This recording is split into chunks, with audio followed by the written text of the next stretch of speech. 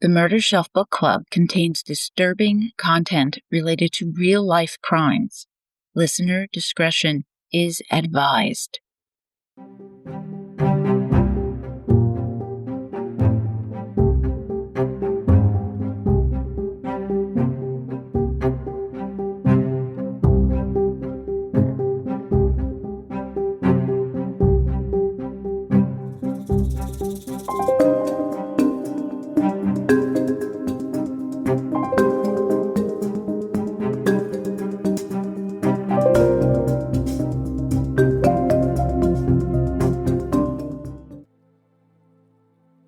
Welcome to the Murder Shelf Book Club podcast. I am your host, Jill. Today is a lot of special episode, special guest, Joe Giacalone from True Crime with the Sarge, that you can find on YouTube. I first met Joe at Crimecon Orlando, and I soon became a huge fan of his. I pop in regularly to True Crime with the Sarge, and I love his no-nonsense insight into cases. I have learned a lot from this man. His guests are also amazing, and I appreciate all the expertise. So Joe is a retired New York Police Department sergeant, an SDS, a supervisor detective squad, and a respected expert in crime investigation, cold cases, and he's been training the next generation of investigators. He has served on the BTK Serial Killer Task Force, a team that would capture one of the country's most elusive serial killers, responsible for a string of 10 murders. Now, Joe has also written 2 highly regarded books. Of course, I have to talk about the books that are used in police departments and criminal justice programs. The Criminal Investigative Function, a guide for new investigators, and the Cold Case Handbook, which I personally own, both published by Blue 360 Media. And let's see, Joseph is also an adjunct professor at John Jay College of Criminal Justice, a position that he's held for like 20 years. This guy is good. He's good. He teaches criminal courses in criminal investigation, cold case analysis, and other specialized topics, drawing directly from his professional experience. He has a master's in criminal justice with a concentration in crime and deviance from John Jay College.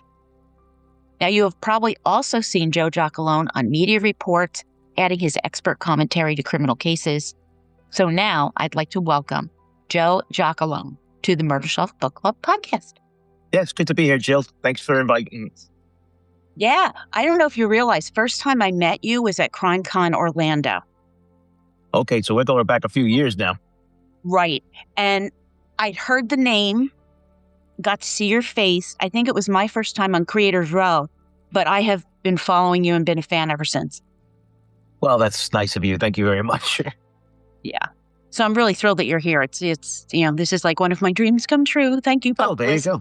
This is I was looking forward to this. When you invited me, I was like, yes, this is going to be fun. So I want to ask you, it's been a while since I've done a Long Island serial killer update. I feel like there's just so much going on, a lot of moving pieces. What's going on? Go for it, man. So, yeah, there is a tremendous amount of things going on. But I think the most important part of it, I think we just rewind the people back just a little bit, probably around April or March of last year, when the defense had put out the motion to have the evidence thrown out, the DNA, and all the different things to it.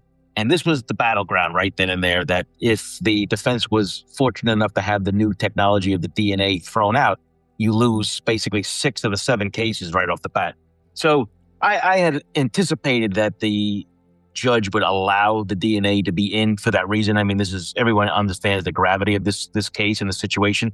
But New York only became the 3rd state in the union that allows this new DNA technology to be used for court purposes. So it opens up a wide door. And it also opens up the ability of the district attorney, Ray Tierney, and also the defense, Michael Brown, to become like the experts in this situation. So going forward, it's going to be interesting to see how this propels their career. Win, lose, or draw, they had to learn all about this stuff.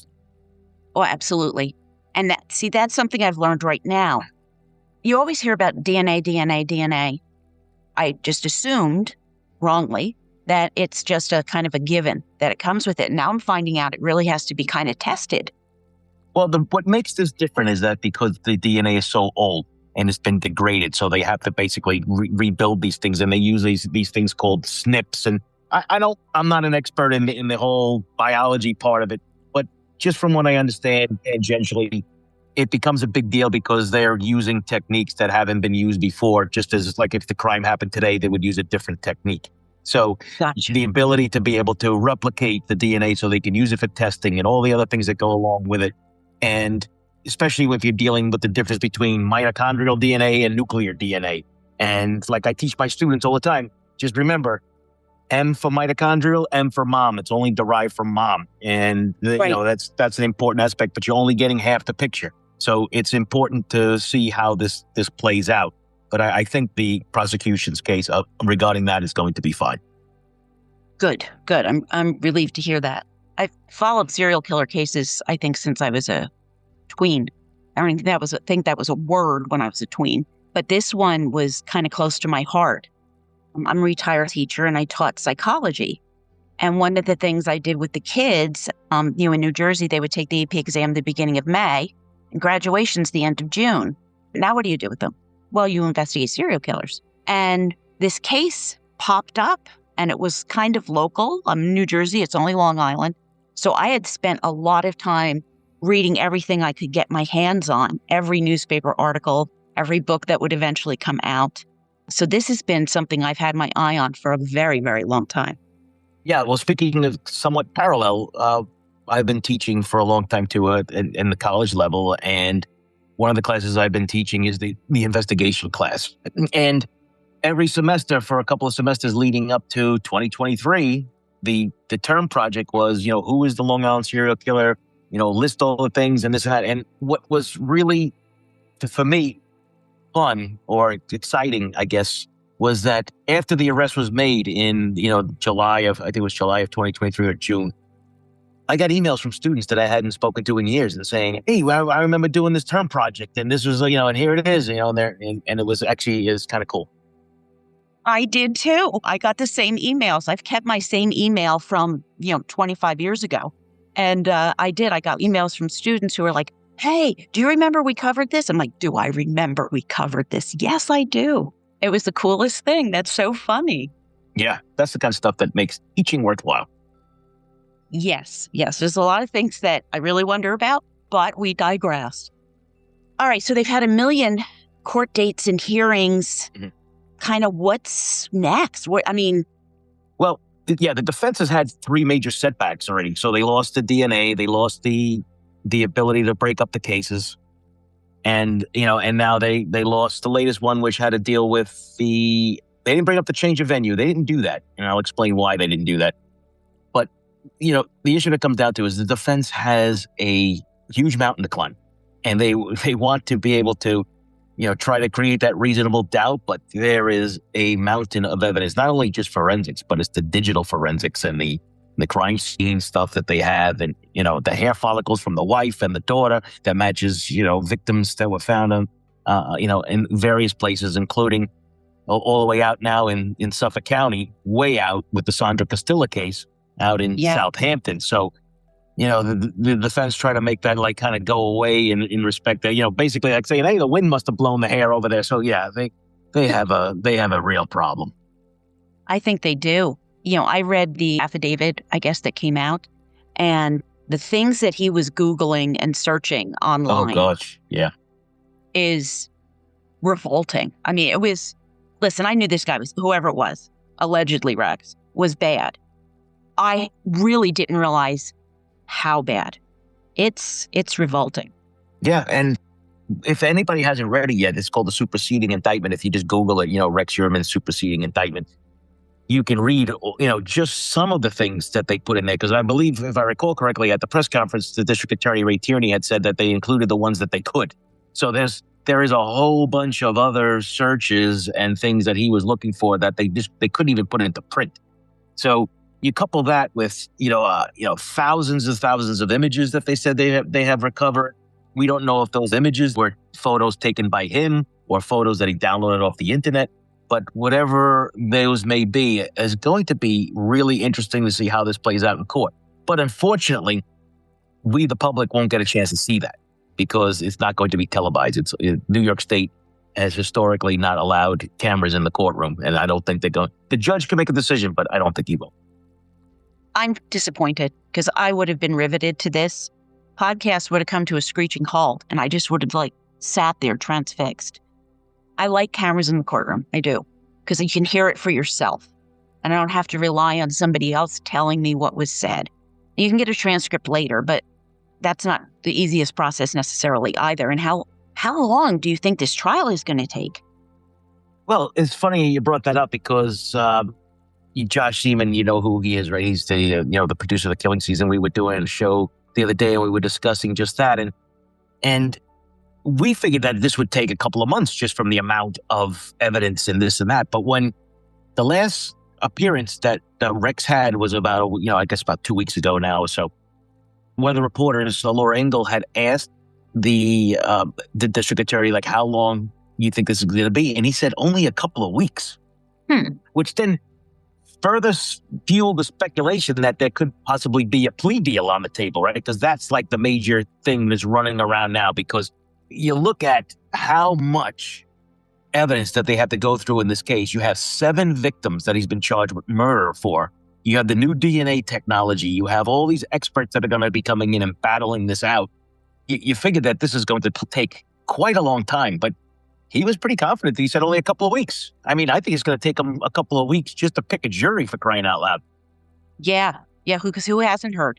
Who hasn't heard about this case? Right. And now that you bring that up, right, because remember I said before, they haven't asked for a change of venue because it benefits the defense not to, because it's so difficult to not have a Long Islander that didn't know either A, about this case, the corruption that was going on in Suffolk County between then Police Chief James Burke, the corruption of the district attorney. All of those things play in the defense's favor. Having the FBI removed from the task force and all the different things and all the missteps that happen during this investigation that only helps the defense. So to me, that's my opinion, of course, is the reason why they never asked for a change of venue. That actually makes sense to me, because that was a mess. I did Kolker's book, Lost Girls. That's where my first delve into that. And terrific book, which is why I picked that book. It was so good.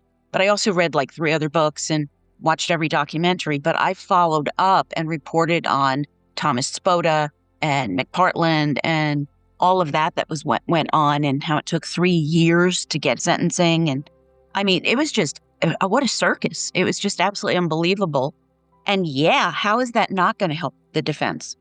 Yeah, it's going to. What else have they got? I mean, not only the dysfunction, but the corruption and the allegations of, James Burke being involved in all these rings and all the other craziness that goes on, and the pure speculation from the new media, let's call it that way, right? The true crime people and everything else that goes along with it. It only, helps the defense, because there's jurors that are going to be in those rooms looking to get on this jury who feel certain ways about what transpired over the last, 15 years now. So it's really going to be interesting to see how that plays out and how they choose the jurors. Like I said, I think that takes a long time to do, because they're going to be knocking people out left and right. It's going to be something. Going back in the day before a suspect had been arrested, we had Peaches and her toddler who were mixed into this, not knowing if they were involved. So you've just seen that go off in its own direction, that it was the ex-husband. Yeah, well, let's talk about that, because something else that plays in the defense's favor, right? So you have this man, Andrew Dykes, who was arrested for killing Peaches, who was Tanya Jackson. And yes. Tanya and Andrew had a daughter, Tatiana, and her remains were found out in Gilgo, not too far from the remains, I believe it was Valerie Mack, if I remember correctly. It's either Jessica Taylor or Valerie Mack, within 100 and something feet, which, becomes another odd point, right? I mean, at this whole thing, because some of Tanya's remains were found at the Jones Beach, which became the furthest west point of human remains, and Tatiana became the furthest east. Right. So they acted as bookends. So myself included in that, figure that all these cases are together. And when you look at what has now transpired since that case has, quote unquote, broken open, and they arrested Andrew Dykes, there are some glaring, I'm not going to say discrepancies, but holes. And what do I mean? The Nassau County Police Department dropped an arrest warrant to get Andrew Dykes out of Florida. Okay. And when they had the presser, not only did they have the presser when they identified Tanya and Tatiana, there wasn't a representative of Suffolk County there. Now, remember, they have half of this case. They have Tatiana's. Right. There wasn't anybody there. When the arrest came down, Suffolk County did not add an arrest warrant for Tatiana. I mean, this 1.5-year-old didn't walk herself out to, Gilgo Beach. Right. She was left there. Either she was already gone or she was left there to die. And now publicly, the district attorney out there is saying we don't have evidence of murder, right? We you basically, but you can't say, well, we know it is murder, but you have to be able to prove. Suffolk County didn't put the arrest paperwork in. So you're seeing this from what from an outsider's point of view, like there's something wrong between what's going on, what transpired between Nassau in this case and Suffolk case, because it is going to make the district attorney's job in Suffolk, Ray Tierney's job, more difficult, because not only did you introduce this now red herring into the case, but then the district attorney in Nassau County, Ann Donnelly, throws out, well, there's like basically several serial killers. Gilgo's a great place to dump bodies. And pretty much, I mean, that's sum and substance, but that's pretty much what she said, like almost word for word. And I cannot imagine that would have made Ray Tierney happy to hear that, because if anybody who's been following this case as much as I have, or Josh has had over the years, there was another such incident that was really close to what Ann Donnelly says, and that was from then District Attorney Tom Spoda. And it might have been around 2011 or 2010. I don't know the year, but there was a public feud between him and the police commissioner, who was named Richard Dormer at the time, about how many serial killers were responsible for all these victims on Gilgo Beach. Richard Dormer, the police commissioner, said that there was one, and Tom Spoda said there's like maybe 3 or 4, right? I mean, so remember, if you're the defense, all you have to do is plant a reasonable doubt in one person's head, and you get yourself a hung jury. And this is something that's really concerning to me, that this stuff is coming out now, because I guarantee you it's a headache that Ray Tierney didn't want. Oh, no. He's dealing with 7 victims. The last thing he needs are question marks popping up from people who are supposed to know and are in the business with him. I'm sure he was consulted, and I'm sure he said, you have to do this now. Maybe we could build a case so that we can arrest him for Tatiana also. I can't imagine them doing it. And so, I look at that case and say, well, why did Nassau move right this moment? And I can't really figure out a reason why. From a law enforcement perspective, the only reason why you'd want to go out and scoop somebody off the street is if that you feel that he's going to harm somebody else, and we need to get him off the street. But from what it appears, this guy, I think he worked even in law enforcement in Tennessee, and he's got this Army background. He's got all these different things going on, and it doesn't appear that he was a threat to the public. So I didn't know what the rush was all about. And to me, and this is my opinion, folks, the case against Andrew Dykes is pretty weak. I mean, here you have a man and a woman who have a child in common, who they have, this on again, off again relationship, but they apparently got together and, had a sexual relationships, and DNA was left behind. And then he leaves, supposedly, while she's alive, right? And then all of a sudden she winds up in a Rubbermaid bin, and, her remains are found scattered. I think the defense is going to be like, listen, there's so many people that, have relationships like this, and every now and then they get together and these things do happen. But when he left, she was alive. Well, they're going to say, well, why did you lie about having relationships with him? Because the defense is going to say, well, because look at the position he's in now. You guys wouldn't believe him. And here we are. And they didn't do a probable cause affidavit on this because it was done through a grand jury. So he was indicted through a grand jury. To me, this is a weak case. Oh, boy. Tell me they're not going to try that case at the same time that Rex is going to hit trial, because that would just be too much. You're dealing with 2 different counties, and so we're going to see where it ends up on the docket. So it's not going to be, it's not something that you can say to yourself, well, we're going to hold off on this one. I mean, if the defense says, listen, we're ready for trial, And if I'm the defense, I'm going to do this on purpose to try to get this thing around September when because September 26th, they've been given a hard date because Judge Mazie said, come hell or high water, we're doing this in September, right after Labor Day. Yeah. So they have no choice. So if I'm, the defense for Andrew Dykes, I'm going to try to keep this thing going up until a certain point to say, okay, we're ready. And I wouldn't be a bit surprised, Jill, if we see come May or June, the defense for Andrew Dykes come out and say, we're ready to go to trial. We want to go right now. That's just a guess, but let's just see what happens. Well, if you're a defense attorney and in your opinion, it's a weak case, why would you dither around in case more evidence pops up? All right, let's do it. Well, yeah, this is the problem with this case, right? There isn't any other kind of evidence that you're dealing with. You're dealing with semen that was recovered from inside of the victim. And, that's it. We're not talking about hair follicles. We're not talking about anything else. We're not talking about eyewitness accounts. This is all they have. And I've seen cases with even more forensic evidence not get prosecuted because they say these things do happen. Yeah, they do. It's not a good position to be in. And like I said, I can't imagine Ray Tierney being too excited about what transpired at Nassau. I really can't. I'm not, as an observer. As an observer, I'm saying, like, why now? What did you do? Sometimes, Joe, in law enforcement, the public's going, hurry up, you're not moving fast enough. What's the holdup? And then you do something and then they turn around and go, well, what did you do? Right? And I think this is the epitome of a situation like that. I mean, I'm a layperson and I know you have to let the evidence tell the story. If you have the evidence, you've done your investigation, you've crossed your T's, dotted your I's, you let the investigation push. I can appreciate public pressure, and Lord knows we've all got opinions on everything today and how we feel about everything. But good heavens, that doesn't sound like there's a lot of, something was off. I don't want to speculate on what people were thinking. The only thing that could help the case, and I've said this publicly before, but we have yet to hear any answers, and that is, was he under court obligation to pay child support? Or was he paying child support? We do know that he was paying for her rent and the apartment. Did that stop like shortly after she disappeared? Because if that's the case, like say he was under court order and she disappeared in June and in July he just said, I'm not paying anymore. To me, that would be a much stronger case now.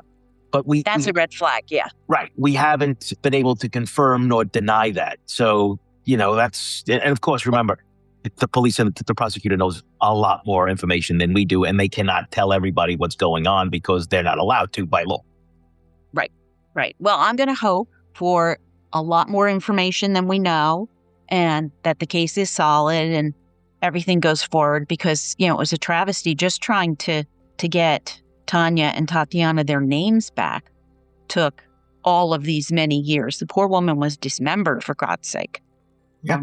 I do remember a big kind of debate on whether the intact bodies versus dismembered bodies were two different MOs, two different serial killers. I always thought it was one guy. Me too. Yeah. And I floated this theory a long time ago, and I got pushed back a long time ago. And I said it was one serial killer from the beginning, but we had, people who were FBI profilers and everybody else saying, oh, there's more than one, blah, blah, blah, blah. And up until, Tatiana and Tanya, it was one person. I mean, they had found DNA that from victims who were dismembered, and they found DNA from victims who were intact. So it goes to show you that, yes, we do know for a fact that serial killers change their MOs. They change the way they do things. They learn from it. And anybody who's seen Rex Heuermann's planning document knows that he was not only changing, he was reading Mindhunter, he was learning, he was doing things to try to prevent law enforcement from identifying him, even though he's made mistakes, right? Because nothing's perfect. There's no such thing as a perfect crime.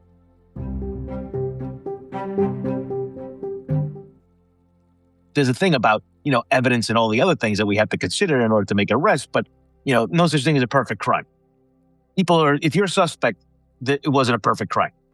But when you're dealing with a situation such as this, where you have somebody who is evolving, you have to remember there was a time when he was picking these women up off the street.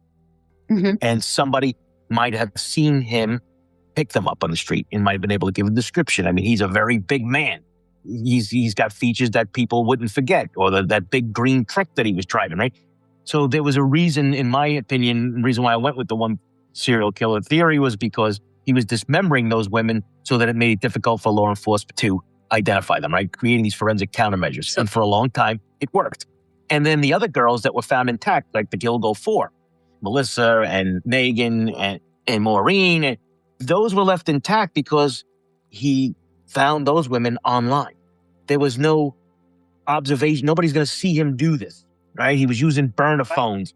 He was meeting in these, no-tell motels, so to speak. So the likelihood of being observed with one of these women was very low.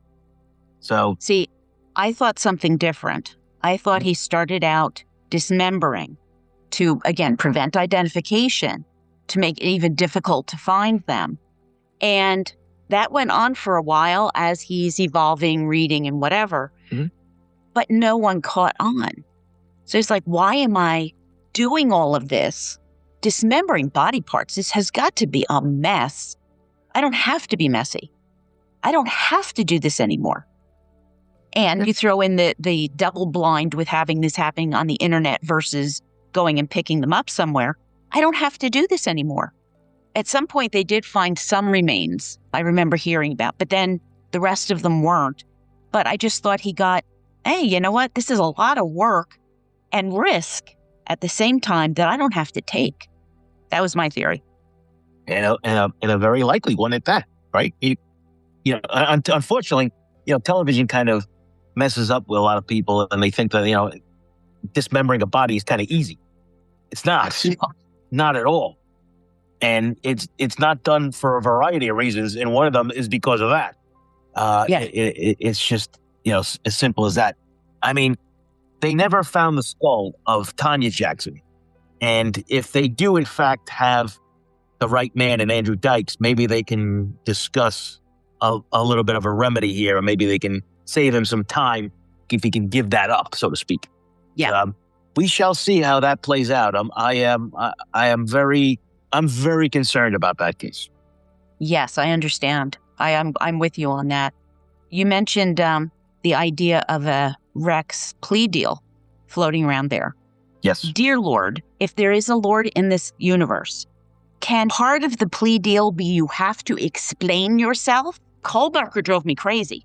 No. Yeah, no, they have no leverage. See, Jill, this is why, this is going to be controversial, but this is why I am for having death penalty statutes. Now, ding, ding, ding, ding, ding. Yes. Before the anti-death penalty statutes start yelling and screaming at me through the other end of their microphone, just hear me out for a second. I'm not saying that we want to have the death penalty so we can execute as many people as possible. No. It is a leverage tool. Even the worst of the worst, when faced with the termination of their own life, tend to want to make a deal. And hanging that over somebody's head, a guy like Rex, who's got kids, who's got a life, this is something where you could say, okay, we'll take this off the table, but you have to talk. If you're not going to talk, we're going full boat into this. And the last presser, one of the reporters asked Ray Tierney about if this case has a chance of going federal. And he kind of double blinked and triple blinked at the time. He says he doesn't think, because right now there's no federal nexus. You're right, there isn't. But if once this case is over and the DNA sample goes into CODIS, because it's not in there yet, people think it's in CODIS. It's not.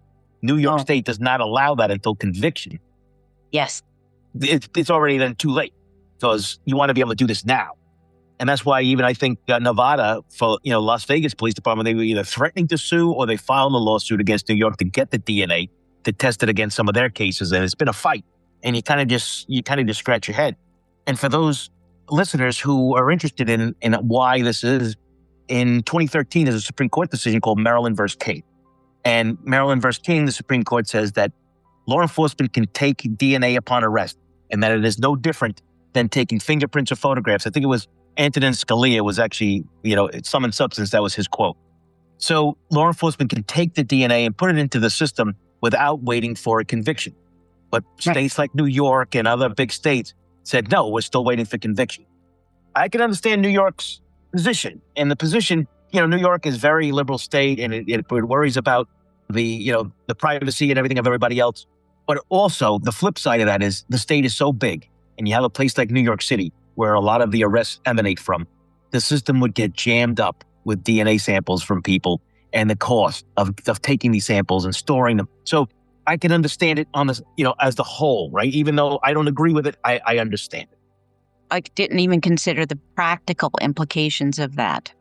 But like you, I'm like, if there's people out there that shouldn't be doing what they're doing, and you can use that DNA, use it.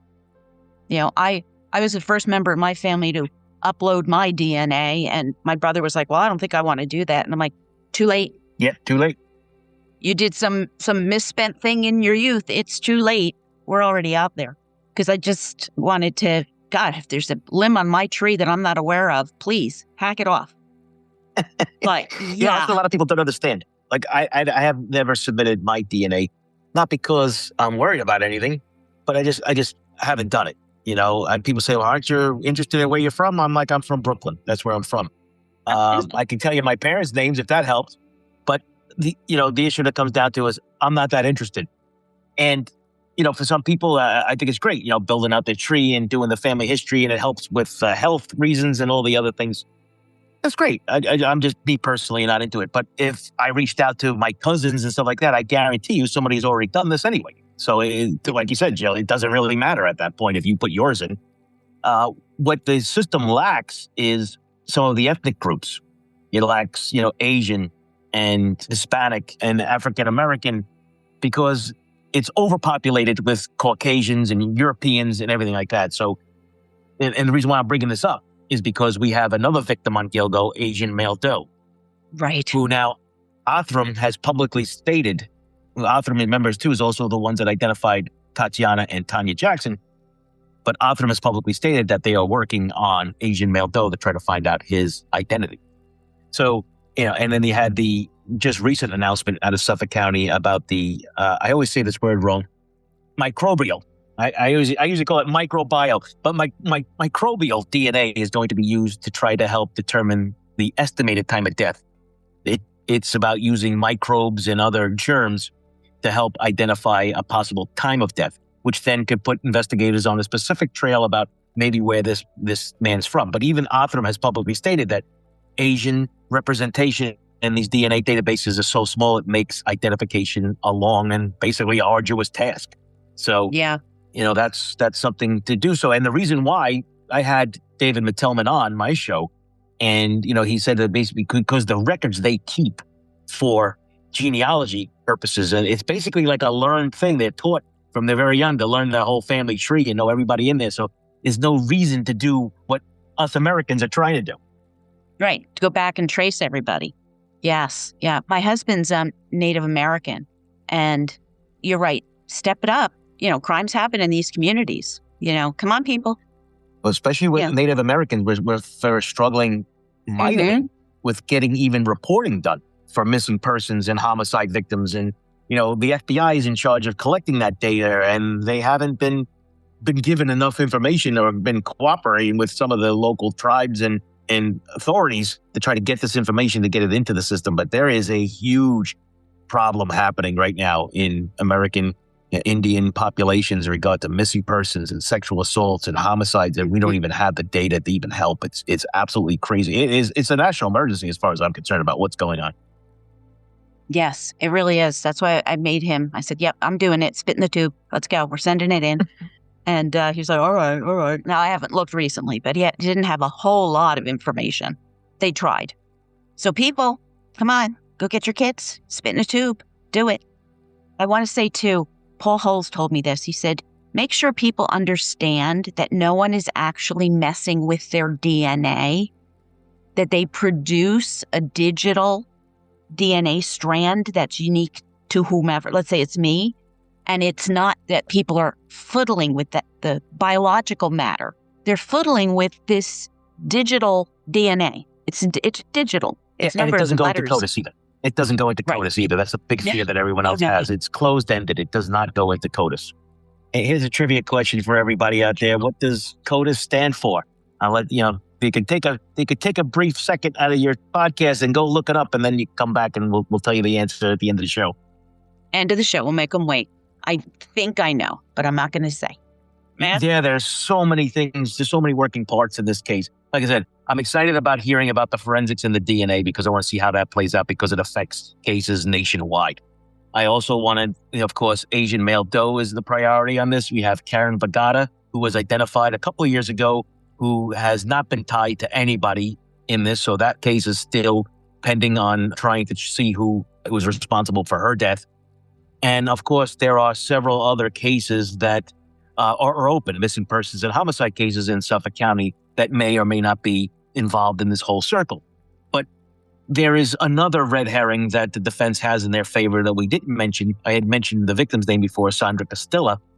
Originally was thought to have been killed by a man named John Bitroff, who was convicted of killing Rita Tangredi and Colleen McNamee. I think it was in 2017.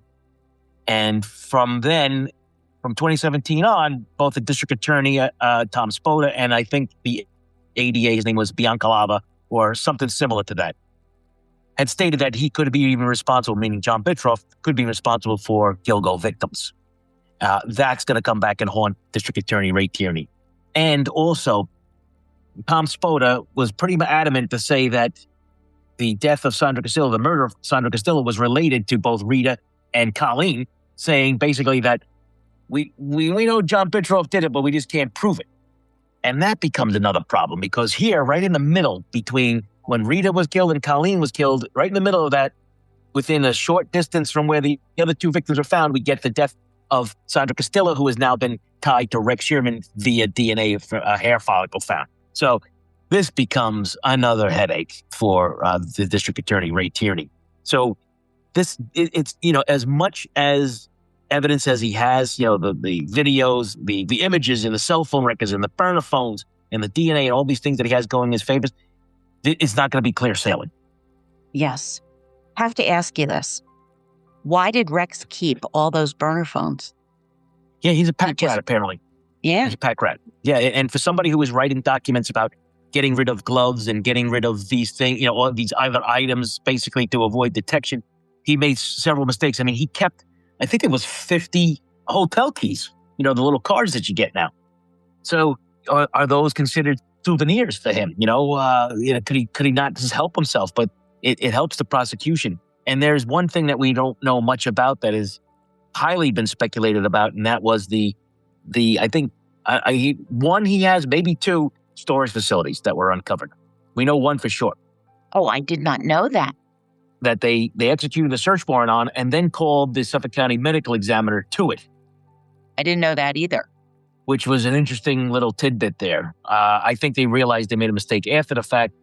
When I was doing cold cases and we would do either a dig or do a search like this, we had a team of people already there representing them. So when the media was watching us, the Emmy or a representative, an MLI, a medical legal investigator, was already there so that, people would say, well, they're already there. So, it's not like it's a big surprise, but calling the Emmy and then seeing the Emmy show up created a poop storm. Let's just put it that way. Speculation. Yeah. Of speculation and everything else about what could have been possibly in that storage facility that you would need the medical examiner for. To me, I thought it would have been even more curious if it was a forensic anthropologist instead of a medical examiner, because the anthropologist studies the bones and those kind of things, right? And we know he's a hunter. So if they found bones, it could have been animal bones too, because we know he's a hunter. I mean, he's got all these guns, he's got all these photos of him duck hunting and everything else that goes along with it. So that would have been an interesting little tidbit there. The case that keeps giving. Yeah, it's a really interesting case. This is going to become a textbook case. It is going to be probably New York's biggest case, even more so than, Son of Sam, because a lot of people now, generations really don't know who Son of Sam is, and, unless they watch the Netflix show, but they really don't know who David Berkowitz is and what was going on. He was terrorizing New York City in 1977, 1978. I mean, I was a kid growing up through that, and I remember my dad had to go to Manhattan for something, and I was very worried about him, here I think I was like 8 years old or 7 years old, and all this stuff was going on because I remember, seeing the front pages of the Daily News about 44 caliber killer, and it was a bizarre time to be living. I remember thinking, I'm so glad I'm blonde. Yeah, and then he got Stacy Moskowitz, who was blonde. But But I remember thinking, I'm glad I'm in New Jersey. I'm glad I'm blonde. And yeah, that's a case that people should look up. I have to do a book on it. Well, yes, it's an interesting case for a variety of reasons, but just from the historical context and about learning about these guys, it's an important one. Yeah, absolutely. That went on for over a year too, 76 into 77. I mean, and Rex with Mindhunter, John Douglas's book, I mean, he's following things kind of in order. He's covering his tracks, so to speak. And he was doing searches for John Bitroff, in his Google things. He was keeping articles. He did everything that, John Douglas said that serial killers do. They get themselves involved in the investigation. They, maybe even hang out in cop bars. I mean, he lived around the corner from the Nassau County Police Academy. And, a lot of people don't know that, but the Nassau County Police Academy at the time was in Massapequa Park, literally like 2 blocks away. So we don't know if or any relationships that he had with any of the people in and around that area. I mean, you're going to run into these cops all the time. I mean, they're there. So that would be a little interesting little tidbit and sidelight about how serial killers interact with law enforcement, whether a case is still happening, right? Nobody knows who they are yet. But he kept newspaper clippings. He kept, his Google searches were quite interesting and also quite frightening. If you leave out the Google searches that are the frightening ones and you look at the interesting ones, like looking at other serial killers and different ways of doing things, that's interesting, right? You're getting into the mindset and the behavioral aspects of this man. I find that interesting. And that's my fascination. Yeah, it's definitely an interesting aspect of it because, we, the public, haven't seen any of the crime scene photos, and we probably never will. They'll show them in court, but the behavioral analysis and the behavioral clues inside those crime scene photos could also lay in a little bit of insight into who the killer is inside of his own mind. Exactly. There's so many working parts to this case. And, listen, right now he has got another court case on March 17th. So it's about another motion. And like I said, the judge has already said basically, okay, enough with the motions kind of things because you're going in September. So this probably will be the last motion we see up until trial. And I just, it's going to be an important one to see exactly what transpires in that one. But to answer the trivia question that I had said before, so CODIS stands for Combined DNA Index System. So basically there are 2 systems within CODIS. We have the forensic database, which is the unknown samples that we have. So you find a DNA at a crime scene and you put it into the system and it comes back to no hit. It goes in the forensic database. And of course, we have the known database, the people who have been convicted and have a DNA sample put into it. So that's the answer to the trivia question. Thank you. Appreciate that. I had one of the letters wrong I was searching for, but yeah, it's not obvious CODIS. I'm sorry. Some of them are pretty obvious. But CODIS was a little tougher to keep track of the phraseology there. Yes. It's part of, the FBI runs it. And, it's part of their next generation identification thing. They renamed everything. AFIS, the automated fingerprint identification system, has now been incorporated in this. They're making a mess out of the whole alphabet soup. But it's kind of interesting to see how this develops over the next few years because I still think we're in about a 2-inning of a 9-inning ball game about how much forensics is going to do. Well, we shall see. It's going to be fluid. And hey, Joe, I want to thank you for coming on. This has been so enlightening for me. Anytime, Jill. Yeah, it's fun. I mean, this case, I think it's, like I said, this is going to be one for the record books. Absolutely. I have to squeeze you in again when something exciting goes down and you have to come back. Sure. No problem. Oh, by the way, I do have your cold case handbook. Oh, great. And I think it's genius. It is on my murder shelf. I do refer to it when I'm reading things and have to look up something. And it's like, there it is. It's always there. The information I need. So I highly recommend it to people, especially like lay people like me who are not investigators. It's good to know, that book, I wrote it for basically 3 different audiences. I wrote it for law enforcement. I wrote it for, the media, and I wrote it for the family. So there's a lot of different aspects that people can pull out of that can help them while they're doing these kind of cases. Yeah. And I just needed to know more to do what I do. You have to know something. May not know everything, but have to know something. So that's why I bought it. And it's been helpful. Very helpful. Very good. Thank you. Well, thank you. I appreciate it. And everybody, check out True Crime with the Sarge. Talk about True Crime with the Sarge. Sure. I have a YouTube channel, True Crime with the Sarge, and I also was recently launched True Crime with the Sarge the audio files, which is found on Spotify and Apple Podcasts or anywhere you listen to in there. They're basically different shows that I do on the live show. So it's, you can head over to YouTube or you can head over to Apple or Spotify and you can listen to some of the latest shows that we put on, but, from a variety of topics. But, like everybody else, I do get into sometimes active cases, but I pretty much go through some of the old cases and we speak to forensic scientists and forensic psychologists, and we try to get into the nitty gritty of these things. So when they do happen, we have a little bit of better understanding of who or what we might be looking for. Yep, exactly. So I pop in as often as I can. You see me in the chat, like waving to people and all. It's a great group of people. So highly recommend it, Murder Bookies. Make sure you go and check out True Crime with the Sarge. Thanks a lot, Joe. All righty. Thank you, Joe.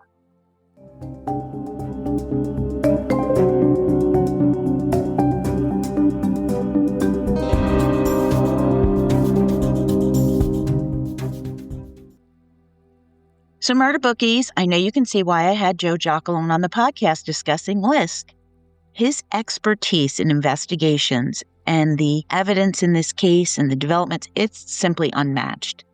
I appreciate his insights into the consequences of the decision-making that the powers that be had all those years ago when corruption was rife, and how it may very well impact the upcoming trial against Rex Heuermann. There's also the digital evidence and the internet searches and the DNA, and then trying to identify Asian dough. All of these things are factors that are impacting, plus the upcoming prosecution of Andrew Dykes for the murder of Tanya Jackson. All of this may impact securing justice for the victims, the murdered women whose lives were stolen and have to remain center in this case. So next week, on March 17th, 2026, Rex Heuermann is scheduled to be back in court. Then we will start the long slog leading to September, where the trial is supposed to take place, unless, of course, some kind of plea deal is worked out. So I'm curious, do you think Rex Heuermann is going to consider a plea or not? What do you think, Murder Bookies? All right, be sure to check out True Crime with the Sarge on YouTube, or True Crime with the Sarge audio files. Thank you for listening. I truly appreciate you joining me on this journey. If you enjoy the podcast, please share it with family and friends and leave a positive 5-star review. You can contact me at jill@murdershelfbookclub.com or connect with me on X, Facebook, Instagram, YouTube, and LinkedIn. Additionally, you can always join my Patreon for $2 to $4 a month and help me choose the next book that I'll feature. My next episode will be out in no time, so I will see you then, Murder Bookies. Always trust your gut.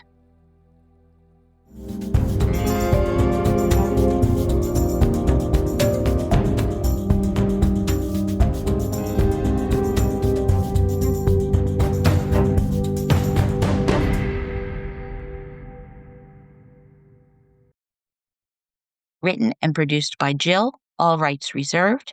Music, The Pewter Elephant by Blue Dot Sessions.